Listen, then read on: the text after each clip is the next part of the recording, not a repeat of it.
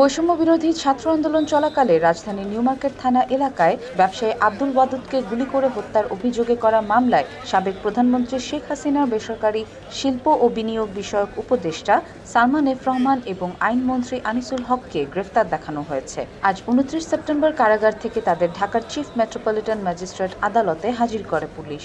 এরপর মামলার তদন্তকারী কর্মকর্তা তাদের এ মামলায় গ্রেফতার দেখানোর আবেদন করেন। শুনানি শেষে ঢাকার অতিরিক্ত চিফ মেট্রোপলিটন ম্যাজিস্ট্রেট মাহবুবুল হক তাদের এই মামলায় গ্রেফতার দেখানোর আবেদন মঞ্জুর করেন।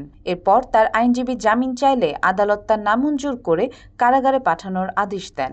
আমরা এই মামলায় দেখেছি যে এই মামলায় ইজহার নামে ১৩০ জন আসামি আছে এবং অজ্ঞাতনামা আছে ২৫০ থেকে ৩০০ জন। কিন্তু এই আমার আসামির বিরুদ্ধে অভিযোগ করা হয়েছে যে ওনারা উস্কানি দিয়েছেন। কিন্তু এখানে এই ২০০-২৫০ অজ্ঞাতনামা লোক বা ইজহার নামে ১৩০ জন ব্যক্তি যারা আছেন নাম ইজহারে, এরা কে কাকে উস্কানি দিয়েছে এরকম কোনো অভিযোগ ইজহারে পাওয়া যায় নাই। তাদেরকে এইগুলার রুটিন মাফিক তারা একটা সন্ন্যাস দেখানো একটা তাদের একটা কালচারে পরিণত হয়েছে, এর কোনো ভিত্তি নাই আমরা মনে করি। এবং তারা যেহেতু আজকে দেখেছে যে এই মামলায় তার কোনো সম্পৃক্ততা নেই এবং তাকে জিজ্ঞাসাবাদের কোনো প্রয়োজন মনে করেন নাই, এই জন্য তারা কোনো রিমান্ডের আবেদন করেন নাই।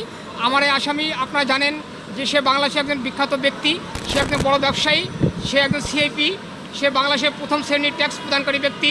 তার বাংলাদেশে বহু ব্যবসা প্রতিষ্ঠান রয়েছে, লক্ষাধিক এমপ্লয়ি রয়েছে। এখানে তাকে অন্যায়ভাবে আটক রাখার জন্য এই সন্ন্যাসটা দেখানো হয়েছিল আমরা মনে করি। গত ১৩ই আগস্ট গোপন তথ্যের ভিত্তিতে নৌপথে পলায়নরত অবস্থায় রাজধানীর সদরঘাট এলাকা থেকে সালমান এফ রহমান, আইনমন্ত্রী আনিসুল হককে গ্রেফতার করা হয়।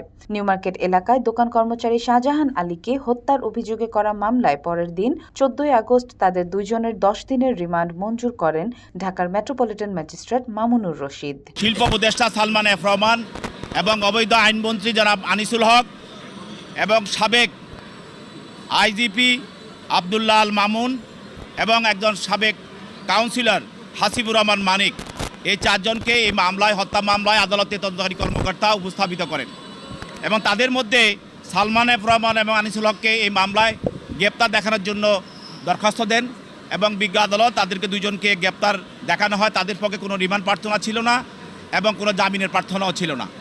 এবং এছাড়াও আবদুল্লাহ আল মামুন এবং হাসিবুর রহমান মানিক, এই দুজনের বিরুদ্ধে গ্রেপ্তারের জন্য দরখাস্ত দেওয়া হয়, তাদেরকে গ্রেপ্তার করা হয় এবং তাদের দুজনের বিরুদ্ধে রিমান্ডের প্রার্থনা ছিল এবং বিজ্ঞ আদালত রিমান্ডের দরখাস্তটা শোনার পরে এবং এজাহারে গুণাগুণের উপরে ভিত্তি করে তাদের বিরুদ্ধে এবং হাসিবুর রহমানকে ৫ দিন এবং আবদুল্লাহ আল মামুনকে ৪ দিনের রিমান্ড মঞ্জুর করেন।